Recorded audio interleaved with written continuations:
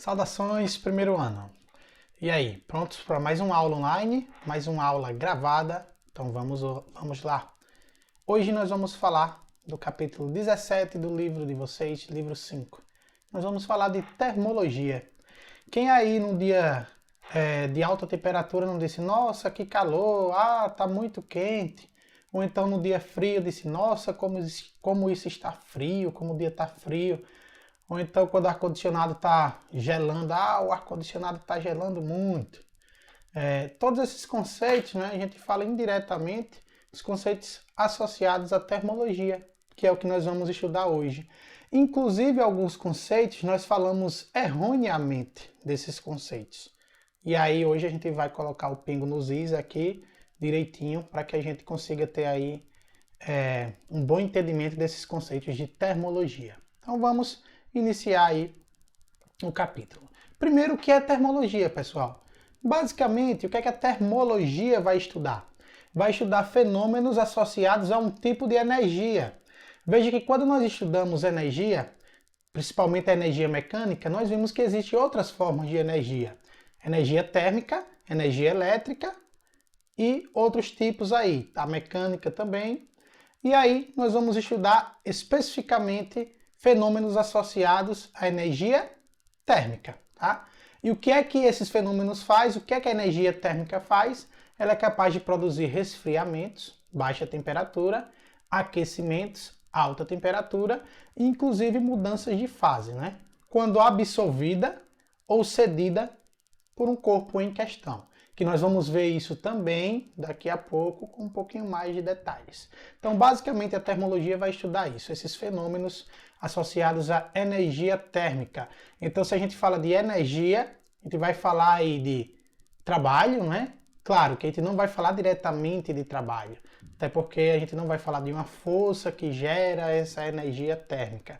Mas nós vamos falar algo que vocês viram lá no capítulo de trabalho, que é potência. Potência é a taxa temporal com que uma energia ela é transmitida. Então nós vamos ver isso daqui também em termologia. Especificamente não nessa aula, no próximo capítulo, mas nós veremos também, tá? Então, para iniciar, nós vamos falar de dois conceitos importantes: calor e como ele se propaga, tá? São três tipos de propagação de calor. Calor não é só quando o dia está quente. Eu posso ter calor aí com temperaturas frias, interessante, hein? Nós vamos ver daqui a pouco. E temperatura, o que seria isso? A temperatura. Então, primeiro nós vamos começar com o conceito de calor. E aí eu vou cantar uma musiquinha para que fique bem fixada aí na sua mente. A musiquinha é bem simples, olha só.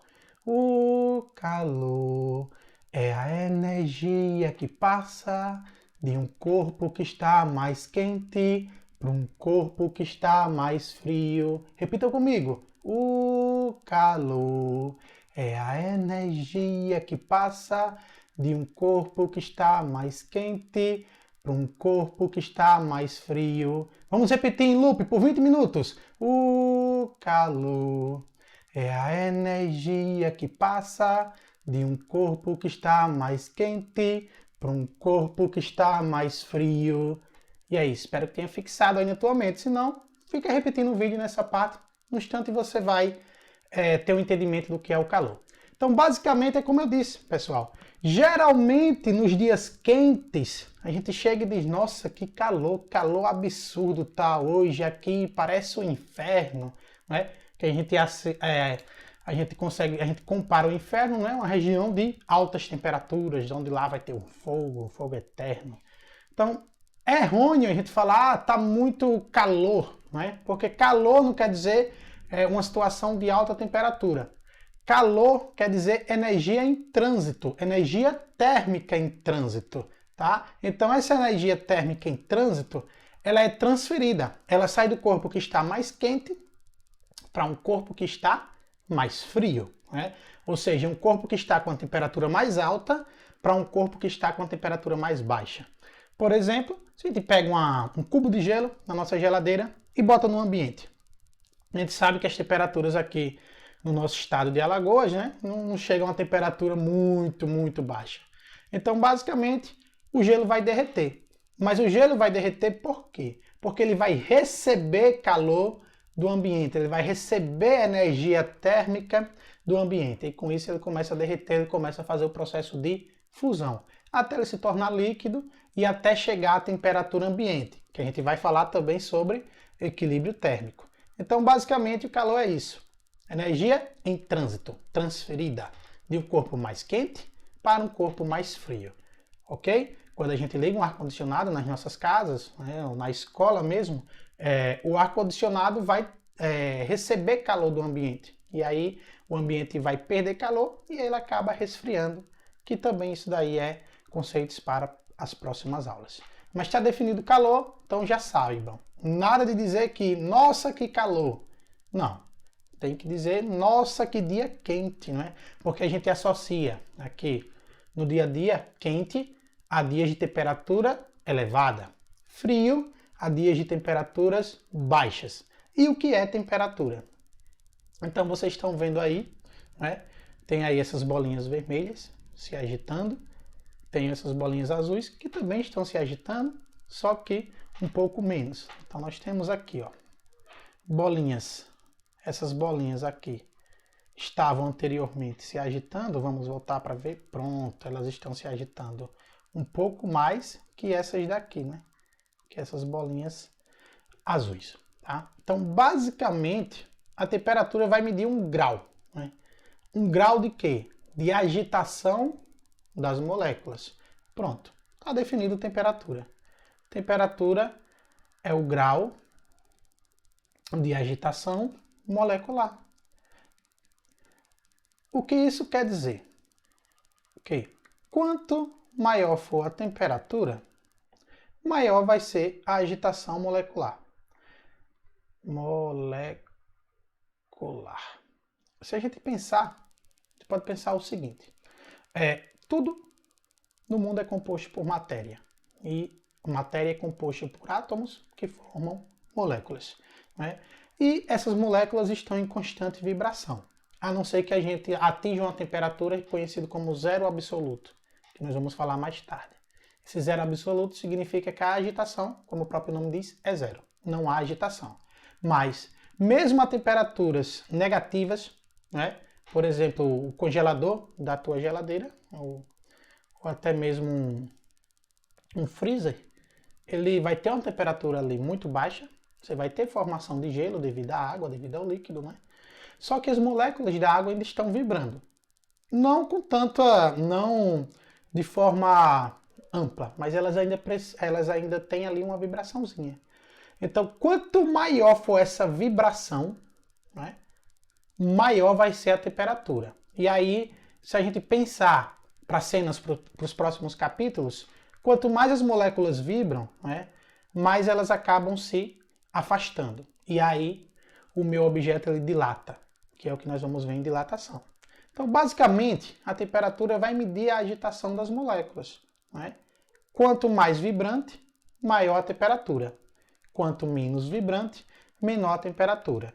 Lembrando que as moléculas vão vibrar aí em qualquer temperatura, exceto no nosso zero absoluto, que é a temperatura onde não há vibração nenhuma, que é um dos princípios da criogenia. Você quiser congelar um corpo humano para que você possa descongelá-lo daqui a anos e ele ainda esteja vivo, você vai precisar aí basicamente cessar 100% essa vibração molecular, né? Para que você evite envelhecimento e outros efeitos aí da idade, né? Para que você realmente consiga parar essas moléculas no tempo, né? Para que elas sejam despertadas um pouco mais à frente. Então, basicamente, a temperatura vai medir isso. O grau de agitação molecular aí presente, né, nos materiais mais diversos. Quanto maior for essa vibração, maior a temperatura, né? Maior essa vibração vai refletir num aumento de temperatura. Então, em dias mais quentes, você vai ter uma temperatura maior, significa que as moléculas vão estar vibrando mais ali, de maneira mais constante, de uma forma mais ampla, uma maior vibração. Em dias frios, as moléculas estão vibrando menos aí. As moléculas dos materiais, principalmente o ar, né? As moléculas do gás aí da nossa atmosfera, está vibrando menos. E aí, como nosso corpo tende a manter uma temperatura estável, né? Uma temperatura aí de 36 graus aproximadamente, o que é que vai acontecer? A gente vai ceder calor para o ambiente mais frio. E aí a gente começa a tremer. Porque o nosso corpo começa a tremer? Para que ele aumente aí a vibração molecular da matéria do nosso corpo e que a gente consiga manter essa temperatura. Da mesma forma que temperaturas muito altas, nosso corpo tende a manter aí os 36 graus, aproximadamente 36 graus Celsius. Que nós vamos ver daqui a pouco que existem outras escalas para medir temperatura. A nossa aqui padrão no Brasil é a de graus Celsius. E aí, o que é que vai acontecer também com isso, né? Você tem temperatura elevada, teu corpo tende a manter a temperatura de 36 graus Celsius aproximadamente. E aí, para que ele não receba calor do ambiente, que está a uma temperatura maior, nós começamos a suar, né? Para que esse líquido produzido pelo nosso suor acabe resfriando, né? Diminuindo essa agitação molecular do material que compõe o corpo humano. Então, está definido aí temperatura. E agora nós vamos para a lei zero da termodinâmica, que é conhecido como lei do equilíbrio térmico. Tá? Então nós já sabemos que temperatura é o grau de agitação das moléculas, é o que vai medir essa agitação. Então o que é que diz a lei zero? Primeiro um pouquinho de história. Essa era a lei 1 da termodinâmica, só que como ela é anterior a tudo que a gente estuda em termodinâmica, ela ficou sendo lei zero e depois nós vamos ver a primeira lei da termodinâmica. A lei zero diz o seguinte, né? Se você tem dois corpos A e B numa mesma temperatura, né, e separadamente um desses corpos está em equilíbrio térmico com o terceiro, significa que A e B estão em equilíbrio térmico entre si. Então, tenho dois corpos separados, né, que estão em equilíbrio térmico com um terceiro corpo C qualquer. Né? Então, se eu tenho dois corpos que estão em equilíbrio térmico com o mesmo corpo, significa que os três, estão em equilíbrio térmico entre si. Quando a gente fala de equilíbrio térmico, a gente fala de mesma temperatura, tá, pessoal? Então, se eu tenho dois corpos que estão em equilíbrio, ou seja, estão à mesma temperatura com o terceiro, então esses dois corpos estão em equilíbrio entre si. Então, basicamente, essa é a lei zero. O que significa? Que se você tem um sistema isolado, né, todo mundo que está dentro desse sistema vai estar à mesma temperatura. Você vai ter o equilíbrio térmico, né, desses corpos. É o que acontece, por exemplo, quando a gente coloca um objeto, uma garrafa de água no congelador. Então a tendência aí é que ela resfrie até atingir o equilíbrio térmico. Né? Ela vai ceder calor para o congelador e ambos vão atingir o equilíbrio térmico. Ok? Muito importante essa lei zero. Então aqui, ó, graficamente para a gente olhar. Se eu tenho um corpo A e um corpo C que tem a mesma temperatura, e se eu tenho um corpo A que está com a mesma temperatura com o corpo B, então eu tenho que concluir que o corpo C possui a mesma temperatura do corpo B, ou seja, a temperatura de A vai ser igual à temperatura de B, vai ser igual à temperatura de C. Tudo isso aqui vai ser o nosso equilíbrio térmico. Ou seja, todos os corpos, né, os três corpos, estão em equilíbrio térmico. É isso que quer dizer a lei zero da termodinâmica. Se dois corpos separados com a mesma temperatura estão em equilíbrio com um terceiro corpo, então significa que os três corpos possuem a mesma temperatura. Né? É uma consequência um pouco que lógica que a gente pode ter disso daí. Só que, como é que eu faço para medir temperatura? É o que nós vamos ver a seguir. Então, quem vai ficar responsável pelo estudo da medida de temperatura é a termometria.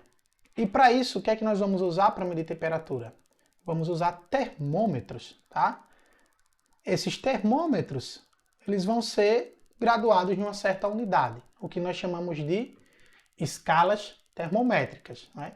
Então, os termômetros vão medir a temperatura em determinada escala termométrica.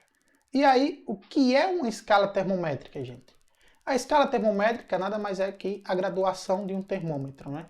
A graduação utilizada no termômetro para medir a temperatura. E aí, se vocês prestarem atenção, né, no nosso mundo globalizado, nós temos duas, pelo menos, aí que rodam o mundo todo.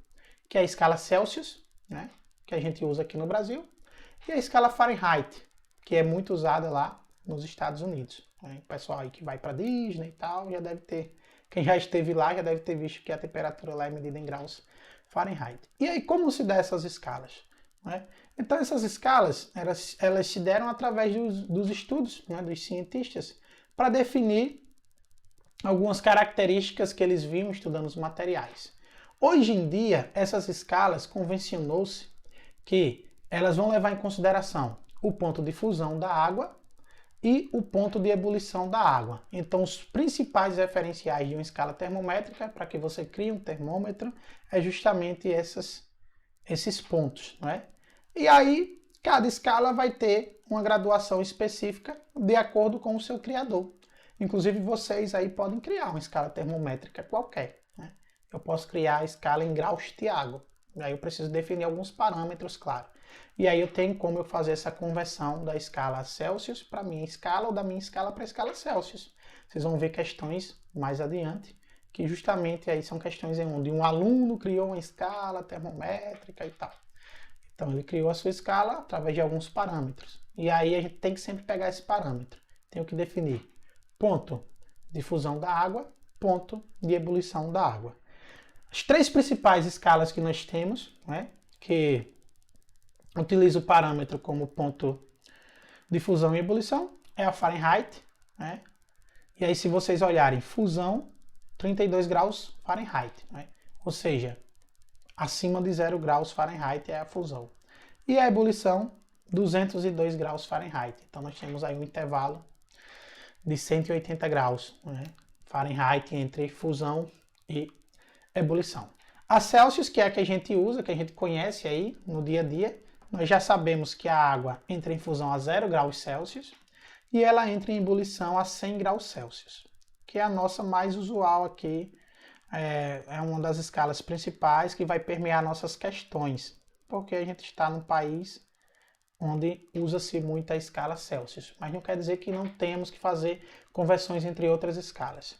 E nós temos a escala Kelvin, né, que foi proposta pelo Lord Kelvin, cujo nome é William Thomson. Ela é chamada de escala absoluta. Tá? Por que ela é chamada de escala absoluta? Porque ela vai conter o zero absoluto. Né? Então ela é a escala absoluta porque ela contém o zero absoluto. A escala Kelvin, temperatura de fusão, 273 kelvins. Nós não lemos graus Kelvin, né? Até anos atrás, aí, até a década de 80, lia-se graus Kelvin. Mas aí uma convenção de cientistas, né, determinou que não ia ser mais lido em graus Kelvin, apenas em Kelvin apenas. E a ebulição, 373 kelvins. Se vocês olharem aqui, é a escala do SI, do Sistema Internacional de Unidades.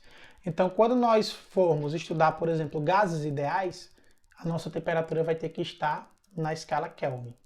E aí nós vamos ver como converter a temperatura dada em Celsius ou Fahrenheit para a escala Kelvin.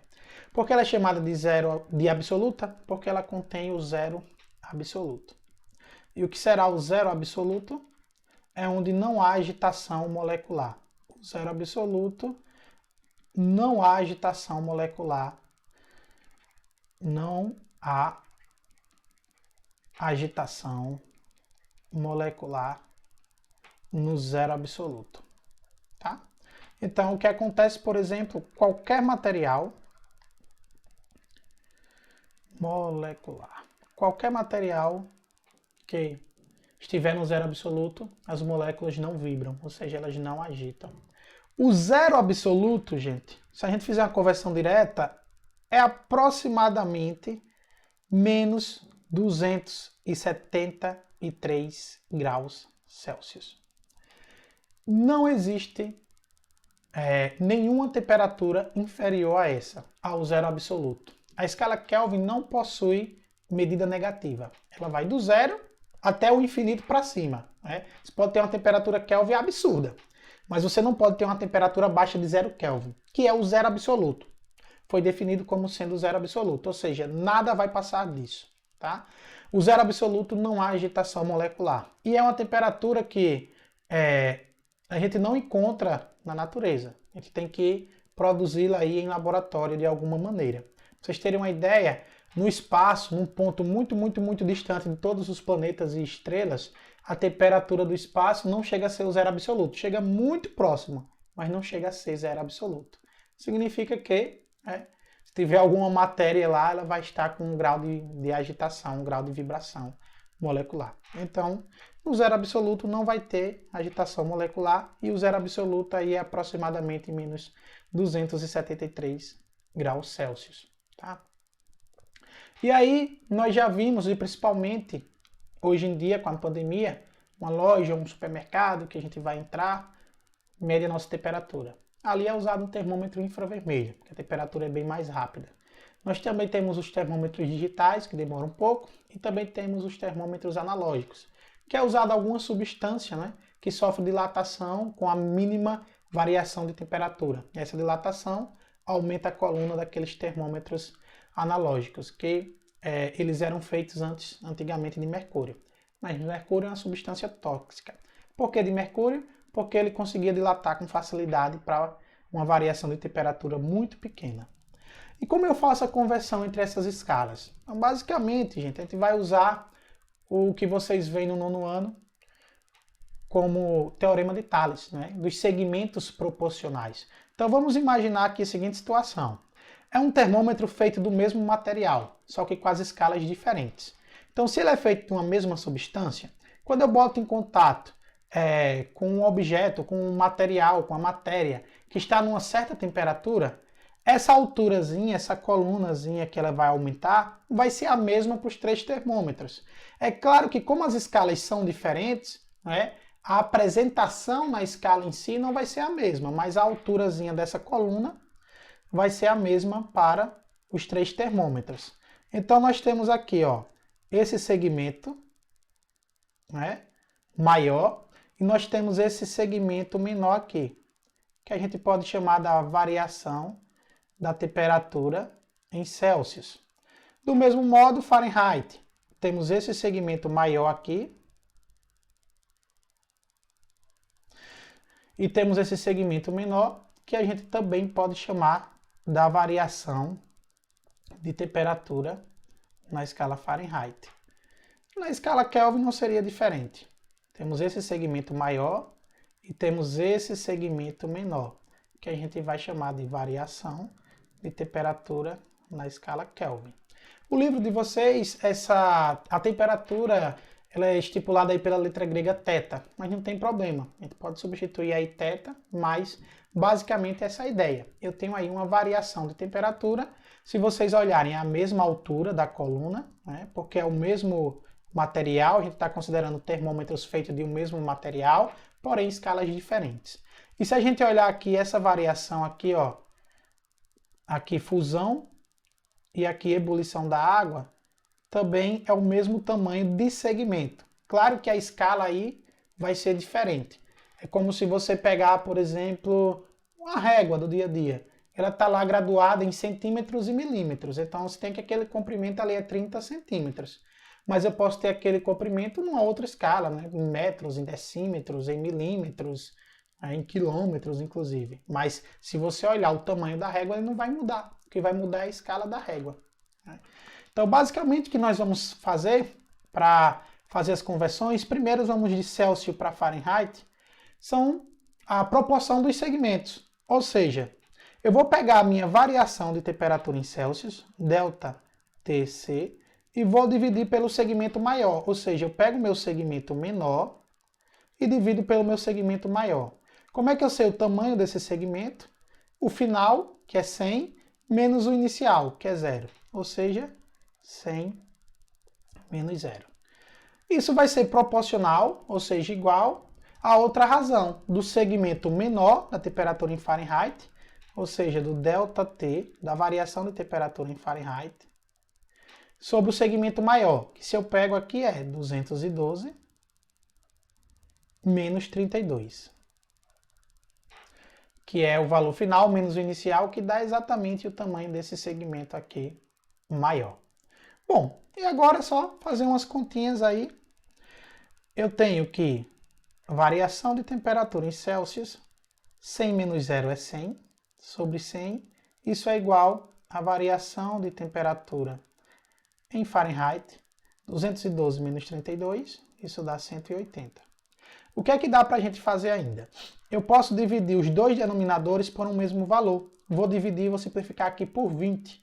Ou seja, 100 por 20 dá 5, 180 por 20 dá 9. Ou seja, a variação de temperatura em Celsius sobre 9 vai ser igual, perdão, sobre 9 não, aqui é sobre 5. A variação da temperatura em Celsius sobre 5 é igual à variação da temperatura em Fahrenheit sobre 9. Só que quem é a variação da temperatura em Celsius? É a temperatura em Celsius que eu quero determinar, menos a temperatura inicial, que é a temperatura de fusão, que é 0. Ou seja, eu tenho que a variação da temperatura em Celsius é a temperatura em Celsius final, né? Então, é a temperatura em Celsius menos 0, que é a inicial, e a variação de temperatura em Fahrenheit é a temperatura em Fahrenheit que eu quero determinar, menos a inicial, que é 32. Substituindo esses valores, eu chego aqui na seguinte conclusão, que Tc, que é a temperatura em Celsius, sobre 5, Tc menos 0 é só Tc, é igual a Tf, que é a temperatura em Fahrenheit, menos 32, sobre 9. Isso daqui, gente, é a nossa formulazinha para converter Celsius em Fahrenheit. Mas vejam que eu não preciso estar decorando fórmulas. O que eu preciso saber é o ponto de fusão e de ebulição de todas as escalas. E aí eu faço a proporcionalidade dos segmentos. Eu vou considerar que é o mesmo material, vou considerar que a coluna aí do líquido de dentro do termômetro vai subir à mesma altura, faço a proporcionalidade dos segmentos. Caso eu esqueça aí da fórmula de conversão de temperaturas de Celsius para Fahrenheit. E aí eu posso fazer também de Celsius para Kelvin, de Fahrenheit para Kelvin. De Fahrenheit para Kelvin eu vou deixar como exercício para vocês fazerem. Se não conseguirem, na nossa aula ao vivo, a gente faz. Agora, de Celsius para Kelvin eu vou fazer. Mas se vocês olharem, é uma coisa lógica, veja só. De 0 a 100, há uma variação aqui de 100 graus, ou seja, de 100 unidades. De 273 para 373, também há uma variação aí de quantas unidades? De 100 unidades. Então, nós sabemos aí que a temperatura em Celsius aí, a variação de temperatura em Celsius vai ser igual aí a variação da temperatura em Kelvin. Vamos ver agora, Vou fazer pelo mesmo esquema que eu fiz aqui, só que agora eu quero sair de Celsius, por exemplo, e quero chegar em Kelvin. Lembrando que de Fahrenheit para Kelvin vai ficar como exercício para vocês. Então, vou fazer proporcionalidade dos segmentos. Aqui, ó, a variação da temperatura em Celsius, que é o segmento menor, sobre a variação maior aqui, que é 100 menos 0, o segmento maior, vai ser igual, vai ser proporcional à mesma situação na escala Kelvin. A variação da temperatura em Kelvin sobre a variação aqui, ó, o segmento maior, 373 menos 273. E agora o que é que eu faço aqui? As simplificações. Variação da temperatura em Celsius sobre 100, 100 menos 0 é 100, vai ser igual à variação da temperatura em Kelvin, 373 menos 273 também vai dar 100. O que é que dá para fazer? Se eu tenho denominadores iguais numa equação, eu posso cancelá-los, e aí eu tenho que a variação da temperatura em Celsius vai ser igual à variação da temperatura em Kelvin. E aí isso é muito importante quando nós formos estudar calorimetria, que é o estudo aí da propagação de calor, o estudo das trocas de calor entre os corpos. A calorimetria leva em consideração a variação de temperatura. É por isso que, se eu tiver uma temperatura em Celsius, eu não preciso converter para Kelvin para ficar no SI, porque a variação é a mesma. Se eu convertesse, ia dar que a variação seria a mesma variação em graus Kelvin, perdão, em Kelvin, não chamamos de grau, em graus Celsius e Kelvin, a mesma variação. Só que quem é o ΔTc? É a temperatura em Celsius, como tenho aqui, menos 0. E o ΔTk, temperatura em Kelvin, é a temperatura em Kelvin que eu preciso menos 273. E aí nós chegamos na seguinte equação, que se eu quiser a temperatura em Celsius, qualquer temperatura em Celsius, eu vou pegar a temperatura em Kelvin e subtrair 273. Ou, se eu quiser a temperatura em Kelvin, eu vou pegar a temperatura em Celsius e somar 273. E aí eu tenho a temperatura em Kelvin. E aí dá para você fazer a conversão aí das três escalas, fazendo sempre a proporcionalidade dos segmentos, das alturas, né? Da maior, que é fusão, ebulição, né? E a menor, que é a temperatura que eu quero, menos aí a temperatura de fusão. E aí eu tenho a conversão entre as escalas que eu queira aí converter. Então, com isso, a gente fecha a conversão entre escalas termométricas. Temperatura é medida através de termômetros, que são graduados em escalas. As mais usuais são essas três, que vocês podem utilizar depois. Agora, vamos ver como é que o calor se propaga. Já que a gente falou que é energia em trânsito, e sai do mais quente para o mais frio, então eu tenho uma propagação aí de calor. Eu vou ter três tipos de propagação de calor. Eu vou ter a condução, né? A condução, que seria algo desse tipo. Seria se eu pego uma barra e aqueço no fogo, por exemplo, essa barra metálica, ela vai aquecer mais na ponta, porque vai estar diretamente em contato com a chama aí, que vai estar cedendo calor. Só que ao longo da barra, se vocês fizerem o teste, né? Essa temperatura vai aumentando ao longo da barra, né? Vai ficar mais fria mais distante, vai ficar mais quente, ou seja, vai ficar menor mais distante, vai ficar maior mais próximo da chama, da fonte de calor. No meio vai ficar ali uma temperatura intermediária. É o que acontece, por exemplo, com a panela. Se a gente coloca uma panela no fogo, aquelas panelas que tem o cabo longo, se a gente pega muito próximo à panela, né, ao corpo da panela, a gente vai sentir ali uma temperatura maior. Se a gente pega mais longe, né, no cabo, já no fim do cabo, a gente vai sentir aí uma temperatura menor, que é por conta da condução. Então, o calor é conduzido através de um material. Então, claro, eu preciso aí de um meio material para fazer essa propagação de calor, né, para conduzir esse calor ao longo do material. Então, o calor vai ser sempre conduzido na direção, ó, do mais quente, né, para uma temperatura A até uma temperatura B, por exemplo, e a temperatura A maior que a temperatura B, que a gente vai ver daqui a pouco, um pouco mais detalhado. Nós temos a convecção, que seria esse exemplo aqui, que é o que vai acontecer em líquidos e gases, e nós temos a irradiação.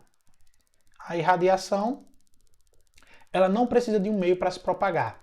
Por exemplo, nos dias quentes, se ligar uma lareira, casas que tem lareira, a pessoa acende lá a lareira, seja gás ou seja lenha, né? Não é preciso botar a mão no fogo para se aquecer. Ela, o fogo, a chama da lareira, acaba aquecendo o ambiente, justamente através de ondas de calor, através de irradiação. É o que acontece com os aquecedores, por exemplo, que vai ter nas casas onde tem temperaturas baixas no inverno. Seja elétrico, seja o aquecedor a gás também, né? Então vai aquecer um objeto e por irradiação, por ondas de calor, vai acabar aquecendo aí a casa toda. Ou também pode ser feito por convecção, né? Correntes de ar quente, por exemplo, aquecedor de um veículo, de um carro. Sim, carro tem ar-condicionado que também funciona como aquecedor. Nós não usamos aqui no nosso estado porque nós não precisamos, claro. Então vamos ver como se propaga aí o calor por condução térmica, que é o nosso primeiro caso. E é o único que vai ter uma continha aí que nós podemos fazer, tá? Ocorre por contato direto entre corpos ou região. Então quando eu coloco uma panela no fogo para esquentar o alimento, a panela entra em contato direto com a chama do fogo e aí o calor é propagado ao longo de toda a panela. Vocês devem notar o seguinte, que o fogo só fica em contato com a região de baixo, com o fundo da panela. Mas se a gente pega em qualquer região do corpo da panela, a gente vai sentir ali um aumento de temperatura. Porque o calor ele foi conduzido de baixo até as paredes da panela. Até mesmo a tampa, se a panela está tampada, né? Nesse tipo de condução térmica, há o transporte de energia. Ou seja, a energia térmica é transportada, mas não é transportada matéria. Tá? Ou seja, a gente não consegue transportar matéria pela condução térmica. Ok, gente? Então, quando eu tenho a condução térmica, é preciso que haja contato só vai ter condução térmica, né, em sólidos, né? Gases e líquidos é convecção, né? E aí as ondas de calor seria irradiação, ok? Então, o que é que acontece no meio molecular? Quando eu coloco próximo da chama, próximo de um aquecedor, por exemplo, vai elevar aqui a agitação molecular. Essas moléculas começam a vibrar e aí eles vão passando essa vibração ao longo de todo o material. Mais próximo da fonte de calor, né? Mais próximo da fonte térmica, a agitação vai ser maior. E aí depois ela é aplicada às outras moléculas, aí elas vão ficar um pouco agitadas, vão ficar agitadas ali moderadamente, e depois lá no fim, o mais distante possível da fonte de calor, o mais distante da chama, por exemplo, elas vão ficar menos agitadas, por conta aí da condução térmica. Se a gente deixar lá um certo tempo, a gente vai ver que a condução térmica vai elevar a temperatura na barra, né? Não vai elevar não vai ser a mesma temperatura, mas pode se elevar e muito já no fim lá, onde está pouco agitada, ela pode ir sendo elevada cada vez mais, tá? Então, basicamente, como eu disse a vocês na imagem, a fonte térmica está aqui, então aqui a temperatura é maior, aí vai sendo transmitido na direção do mais quente para o mais frio, é a transmissão de calor, não é?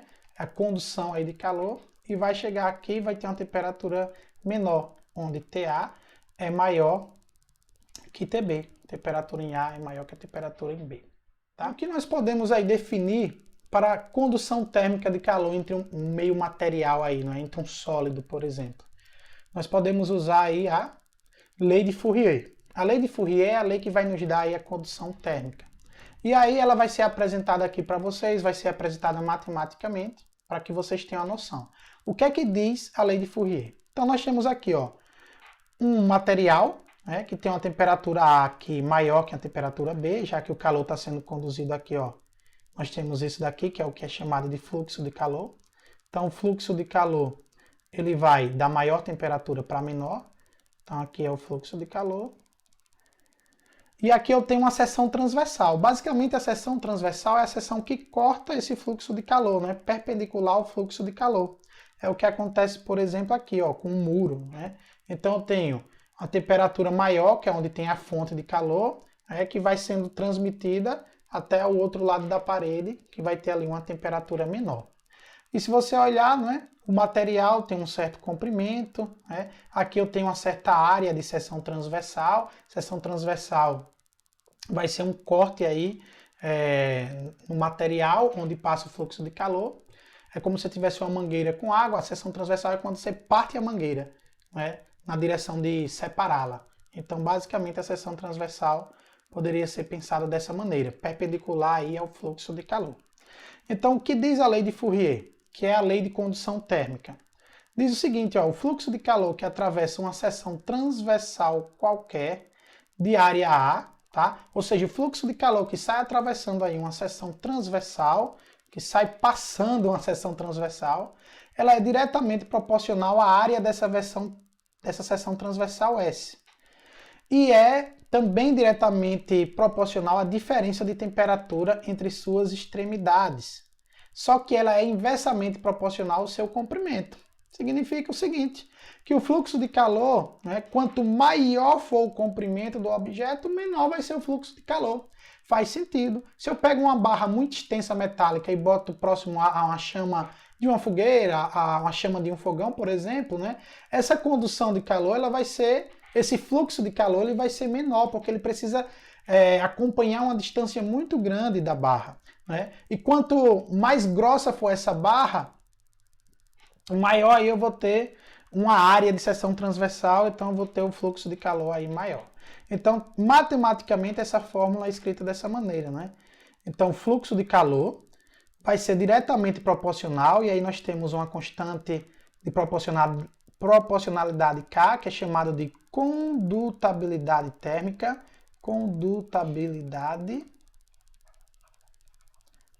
térmica, que é ela que vai dizer, essa constante, se o material tem facilidade ou não, né, de manter esse fluxo de calor.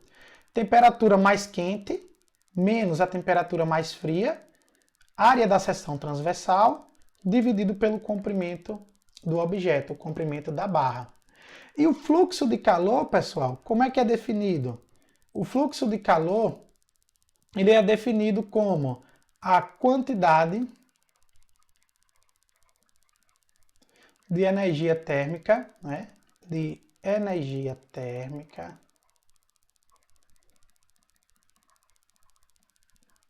por unidade de tempo.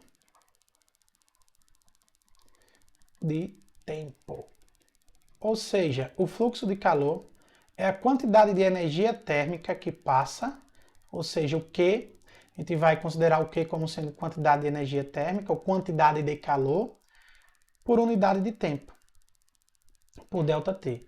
Então, o fluxo de calor, né, é a quantidade de energia térmica que passa por uma seção transversal em um dado intervalo de tempo, né, em um dado aí intervalo de tempo em que isso ocorre, em que esse fluxo de calor ocorre. Energia é dada em joule, tempo é dado em segundos. Só que na calorimetria nós vamos ver que a quantidade de calor, né, ou seja, a energia térmica pode ser dada também em calorias. E aí a gente vai conversar também um pouco mais lá na frente. Notem que isso daqui, pessoal, quantidade de energia por tempo, a taxa temporal com que essa energia passa numa seção transversal, essa energia térmica, a gente calculou lá em trabalho e potência, é exatamente a potência. Então o fluxo de calor poderia ser visto aí como a potência, né, do material, a potência com que esse calor ele é transmitido ao longo do material. E em algumas questões de vestibulares, alguns vestibulares também chamam o fluxo de calor, né, o fluxo de calor, algumas questões de vestibulares também chamam de corrente térmica, tá? Então fiquem ligados aí se vocês verem alguma questão que fala de corrente térmica, é o fluxo de calor. Então basicamente essa é a lei de Fourier que vai reger a condução térmica. Ou seja, condução térmica é o produto da área da seção transversal, por onde passa a corrente, o fluxo de calor, né? Então o fluxo de calor aí da condução térmica vai ser o produto da área da seção transversal por onde esse fluxo passa, multiplicado pela diferença de temperatura, né, a maior menos a menor, dividido pelo comprimento do objeto. Claro que uma constante aí, que é a condutibilidade térmica, não é? A condutibilidade térmica. Condutibilidade, não tabilidade. Condutibilidade térmica. Como está aqui. Condutibilidade térmica. Ok, gente? Então, aqui a propagação de calor, onde a gente vai fazer contas, vai ser só a condução.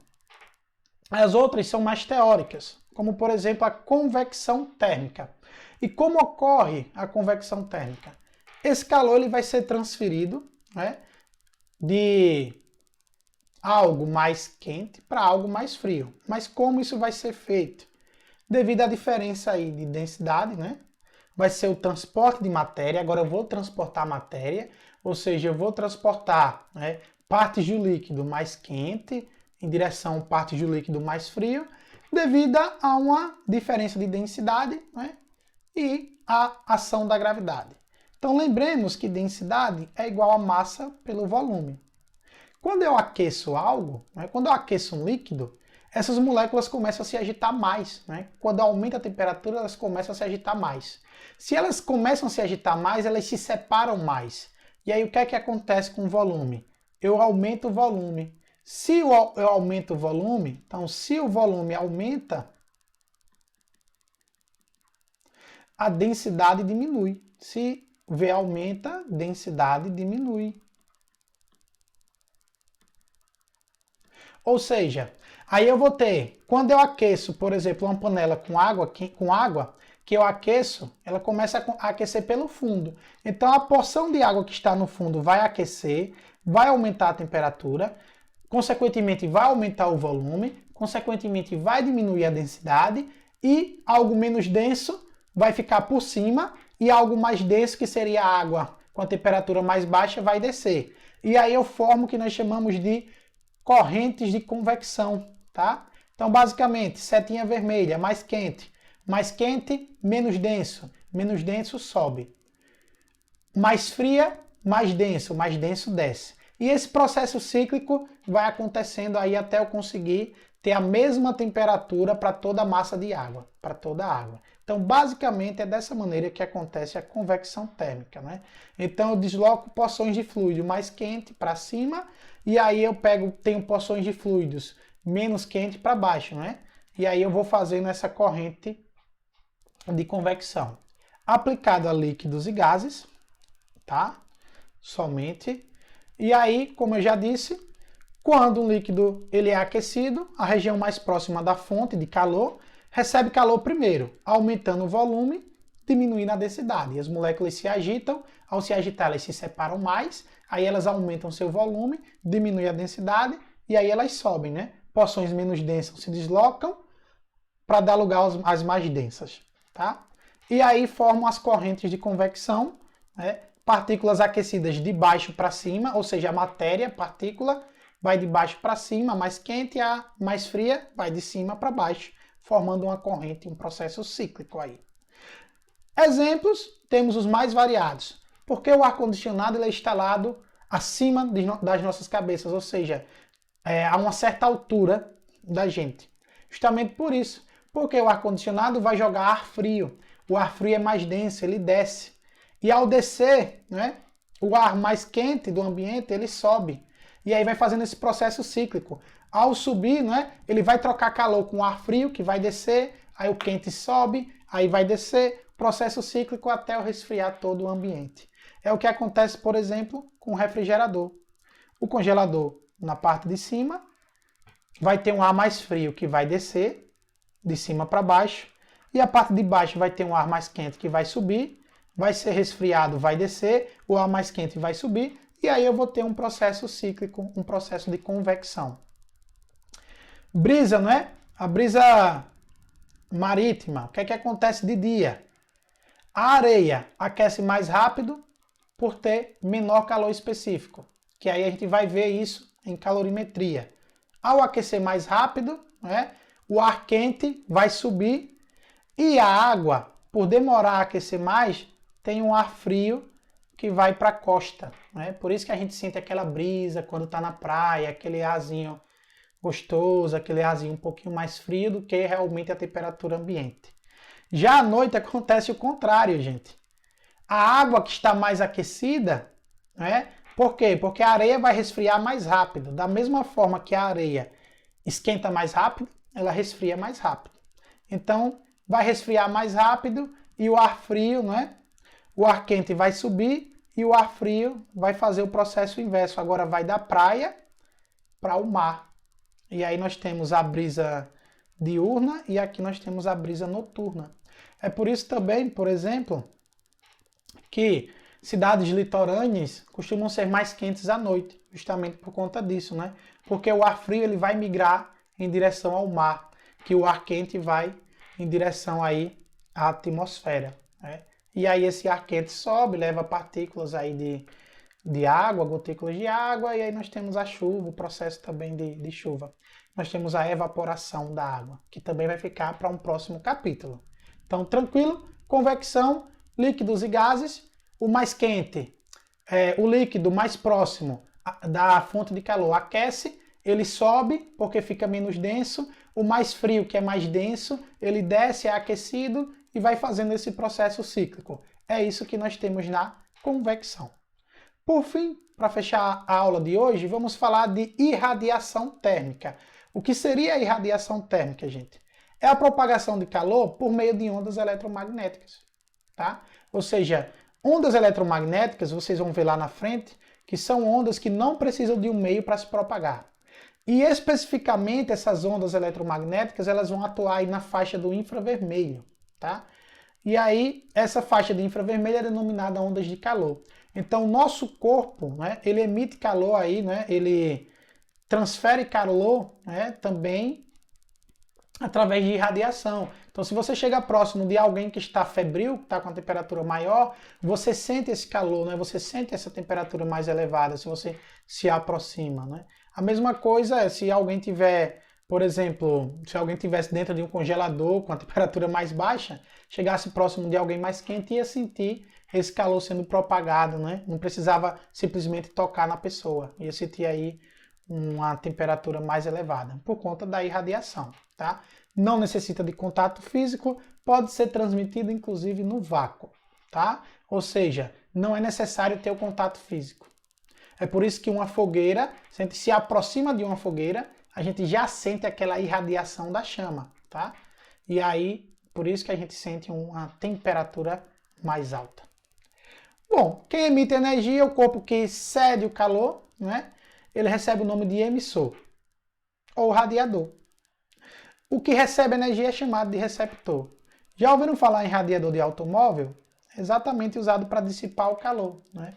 Então, ele vai adquirir ali a alta temperatura do motor e ele vai dissipando aí através de processo de irradiação, né? com o ambiente. E ele também é resfriado através de correntes de ar mais frias quando o carro está em movimento. Por isso que o radiador fica na parte da frente do carro, que é para receber o ar. E se vocês olharem, os para-choques têm as aberturas justamente ali próxima do radiador, que é para conseguir resfriar com essas correntes de ar mais frio também, com a troca de calor. O corpo que recebe energia é chamado de receptor, tá? Bom, e a energia que sai do emissor para o receptor? Energia radiante, da irradiação. E todos os corpos emitem continuamente energia radiante. Uns com mais intensidade, outros com menor intensidade. Por exemplo, esta caneta aqui, ela emite energia radiante. Talvez seja muito irrisória e a gente acaba não sentindo, por exemplo, né? Quanto maior a temperatura, maior vai ser a intensidade da emissão de energia radiante. E, experimentalmente, o emissor perde temperatura porque o calor se propaga de quem está mais quente para quem está mais frio. Então ele vai perder temperatura com essa propagação e o receptor aumenta a temperatura. Recebe o calor, né? E aí aumenta a temperatura. Melhores emissores são melhores receptores de radiação térmica. E o nosso exemplo clássico, o Sol que irradia aqui o nosso planeta. Ele vai emitir radiação térmica, né, de ondas eletromagnéticas que se propagam lá pelo vácuo do espaço e chegam à Terra. E aí irradia o nosso planeta e aumenta a temperatura. Em dias de verão aqui no Brasil, aumenta para danar e fica muito quente. Então com isso nós terminamos a aula de hoje. Tem uns textos no livro que tem a aplicação desses processos, uma estufa, por exemplo, de uma horta e da garrafa térmica, conhecido que o nome, né, original é vaso de Dewar. Então é bom vocês darem uma lida lá também para saber como isso funciona. Então a nossa garrafa térmica ela foi inventada há anos atrás, quando começou-se a estudar aí a termologia. Então é isso, espero que vocês tenham gostado, façam as questões do capítulo, tentem praticar. Na nossa aula ao vivo nós tiramos as dúvidas pertinentes. Então, valeu pessoal, é isso, até a próxima e bons estudos!